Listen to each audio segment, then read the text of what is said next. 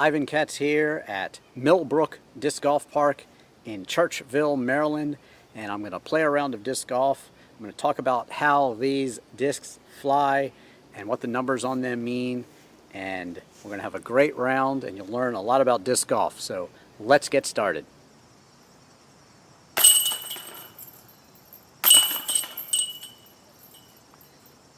Make sure you practice your putting before you start. Maybe throw a drive or two as well. Birdie and a polecat, very similar. And I also have an 86, but I've tried to move to something more normal that I can get more copies of. It's hard to get a Whammo 86 disc, and polecats and birdies are similar, so I like to use those. Also, before you get started, make sure you have a towel if it's wet out. Make sure you write your name and number on the discs so that if you lose them, you can get them back. Number 1, par 3. Nothing in the way but 299 feet downhill.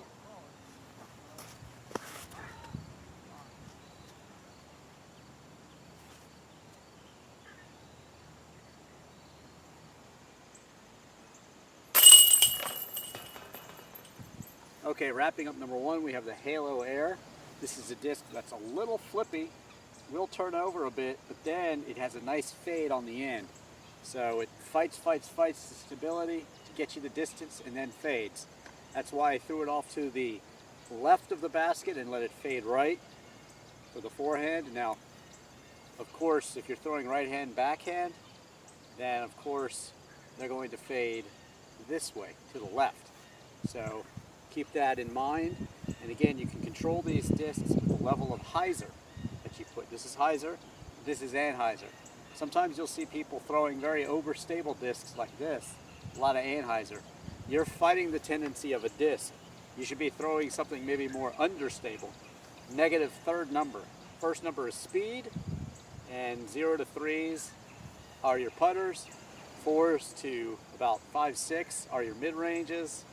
Really 3 to 6 mid-ranges. And then also distance control drivers, 7, 8, 9, maybe 10. And then 11, 12, 13, 14, those are your distance drivers. If you're not getting the disc to turn up, then you should step down in number. If you're throwing an overstable disc like this so that it fades out, and that disc says it's a number 11 or 12 or 13, you should step down. Throw mid-ranges. Learn to throw the 4, 5s, and 6s. The sharks, the rocks, the sulls, the cobras. Learn to throw those first, and then try to step up with more power. But yes, you can control the flight paths of these discs with the amount of hyzer and anhyzer. So I tend to throw those when I'm going for big distance. With a bit of hyzer, let them turn up and then fade out, and that's what happened there. The second number is glide, that's how much the air will take it. And the third number, like I said, is the stability turn, the flip, or the turn. If you talk about a flippy disc, then it's going to flip up. Right hand, forehand. An understable disc, a flippy disc, will turn over. And if it turns over too much, and that's a -3 number, then step down to a -2 or -1. Or maybe the disc is too worn in if it's DX plastic and it's time to go to something else. Use those to throw over the water maybe. That's what I do. Go out to a field and practice. Now, concerning the discs here, like I said, I started off with the Halo Air, and then the putt I made with the polecat. But yes, I'm throwing multiple discs today. So yes, I get birdies. Yes, I get aces. And yes, disc golf is very challenging also. There are times when you'll go 10, 20 over par. So if you're shooting a 70 on a course, try to shoot a 69 the next time. I'm shooting multiple discs to show you what these discs do. I'm not out here getting birdies every single time. Sometimes you do, but sometimes you throw bogeys, double bogeys, triple bogeys. Everybody does it. So disc golf is a hard sport. Just keep trying, keep playing. Change discs with your friends. Throw what they've got in the field. Meet them in a field. Throw all your discs. Figure out what works for you. If you like a disc, but it's not turning over quite enough, step down and wait. Maybe if it's 175, go to a 170, 165. The lighter the disc, the more flippy that disc will be also. Okay, on to the next one. Number 2 is a very cool elevated basket and lots of trees along the way. So there's the tee pad, and you got to get it through across the creek here, and well, there's lots of trees along the way. Interesting shot.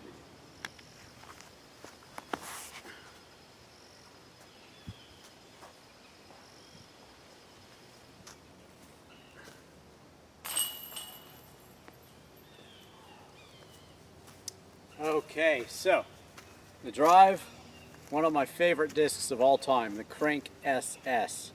And if you don't have a super strong arm, my max throw these days is probably about 270, 275. Used to be more, but this Crank SS helps me get there.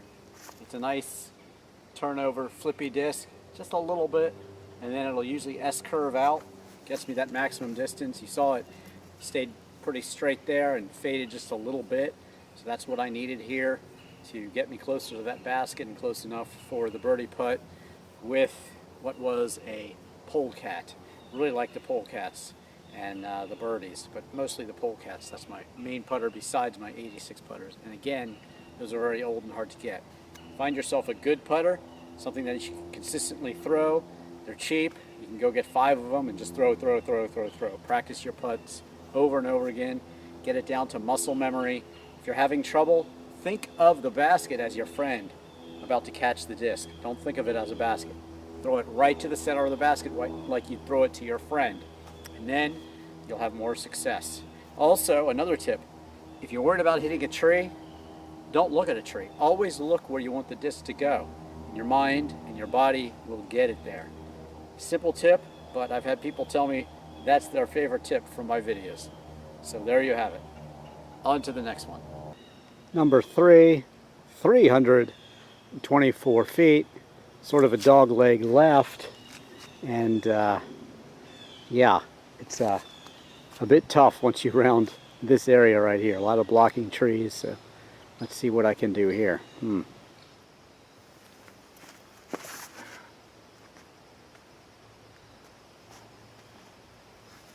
Okay, so this is the king, and I'm still really far away, probably 150, 120 feet from the basket. And I do realize that I played the longer tee here, and that's because I wanted to show you how you could get from over here with a flick to have it turn left. So that's what I did with this king. The king is a very understable disc.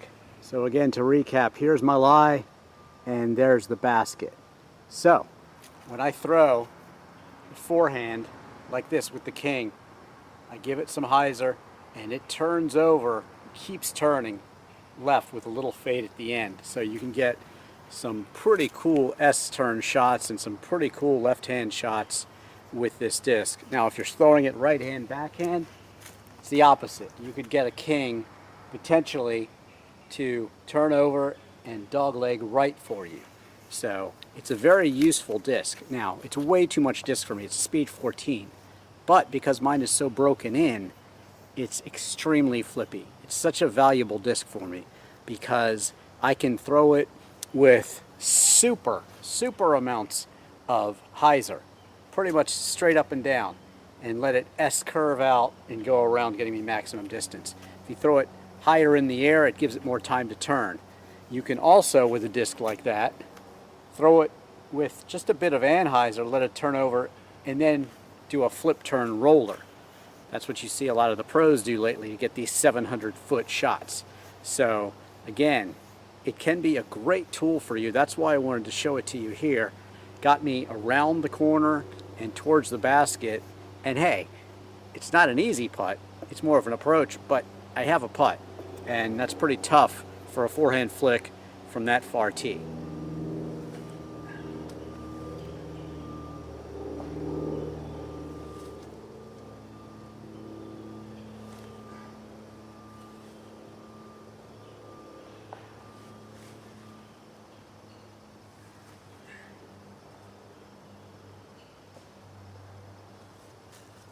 Okay, I wanted to show you a whole bunch of ways to make that shot. The Discraft Sol, that was an interesting shot because I went really straight through the trees. and I just let it flip over. It's a good flippy mid-range, and it was a very good shot right under the basket. This is the River. Again, a very predictable straight flying disc. I gave it a little more hyzer, let it curve around a bit. SKB Dauntless Lightning. This is my go-to stable approach disc. If you put it on a hyzer, it stays on a hyzer, and that's what I did. Dog leg right, just let it curve around. This is the one that I always throw when I really need a predictable approach shot. So there you go, using these discs with hyzer and different levels of stability to get you around trees or drive straight at the basket in the case of the Discraft Soul. And my very flippy king, excellent job on this hole. On to the next one. Number 4, 233 feet, but wow, a lot of trees in the way. There's the tee pad right there. There you go. Nice. Okay, so the Leopard, really nice shot there. Turned over, got me close to the basket and through all the trouble here. Okay, so number 4, very difficult. You have a long fairway, but you have the basket off to the left, and with a forehand flick, it's really difficult to get something to turn left. Because I took a flippy Leopard and just let it flip up and turn over and curve at the basket. And that one got me very close to the basket and through all the trouble, which is amazing. But again, a different polecat. So there you go. I like the polecat lately for putting. I use it a lot. So always be thinking. Think outside of the box. Figure out what works for you. And again, go to a field, throw your friends' discs. Figure out what works for you. Swap discs with them. Don't necessarily listen to the pros because they don't throw like us. They're on another level. On to the next one. Number 5, 206 feet and straight down, but lots of trees all around.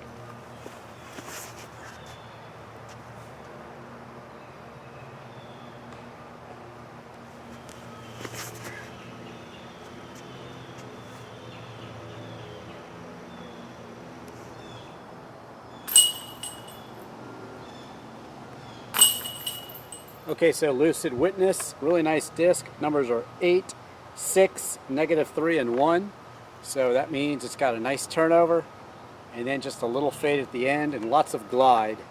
And then the Stingray here, the other driver, that's a pretty cool disc. Bought it at a used disc golf store, and love just picking up random discs and seeing how they help the game.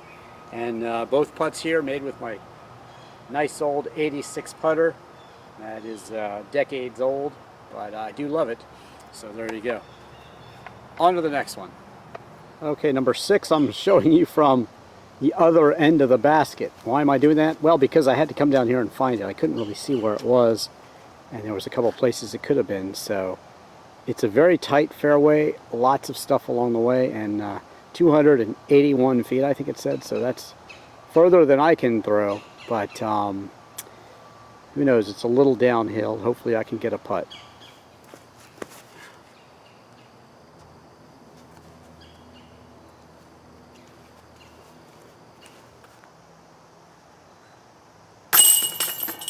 Okay, so the drive with the Valkyrie. Did you see how it just went from a big hyzer, flipped over, and kept on turning left? That's DX plastic for you. It's the cheapest, and it can be the flippiest too once you wear it in. 9.4 -2.2. That means it's a control driver. That means you should be able to throw it with good control, not too much speed. Once you step up from mid-ranges, the Valkyrie, the Leopard, things like that, good discs. 4, not too much glide. So -2, it is flippy. This one I'd put it like a -4 or 5. It's very flippy. And then 2 fade at the end, which means it's supposed to have some fade, although this one doesn't have much fade anymore because, again, it's very well broken in.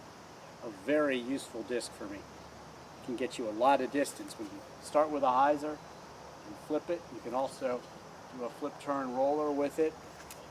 If you have a left-hand dog leg, it really will do a lot for you.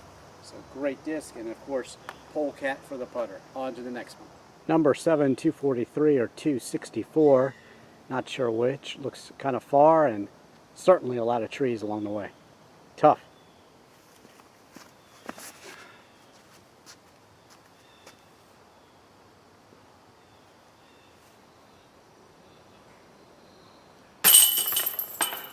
Okay, Lucid Witness, nice flippy disc. Got me down the fairway, and a little fade at the end, and a polecat putter. On to the next one. Number 8 is a tricky hidden basket, and here's the tee pad way up here. So you got to come all the way down through these trees and then fade off to the right, blind downhill towards that interesting scenic rock. Pretty course.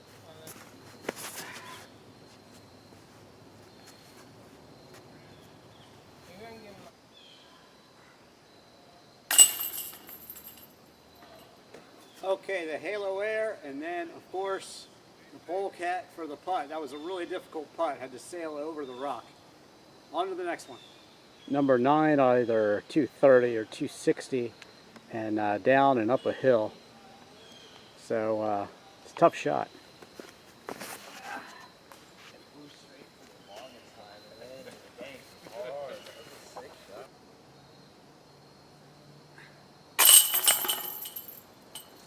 Okay, number 9, Halo Air. Got me up and over the hill, and then nice fade towards the basket. And then the dart for the putt. Nice putt approach, the dart. Well, thanks for watching this round at Millbrook Disc Golf Park in Churchville, Maryland. Definitely hit the like button, subscribe, and check me out on TikTok, The Real Drivin Ivan, and also Instagram, Drivin Ivan Katz, and of course my YouTube channel, which you're watching right now, Drivin Ivan Katz. And subscribe to Ivan Katz Productions as well, disc golf content over there as well. Definitely hit the like button. Have you hit the like button yet? And shared my videos with your friends. Thank you so much for that. And check out all of my other disc golf videos, my literal video for Chris Isaac's Wicked Game, also my Free Your Mind music video, which has a lot of my guitar collection in it. It's an original song I wrote, some of my car collection too. Drivin Ivan, that's who I am, so check out my car videos. Just Google Drivin Ivan in your favorite car if you like cars. And again, thanks for watching. I'm Ivan Katz.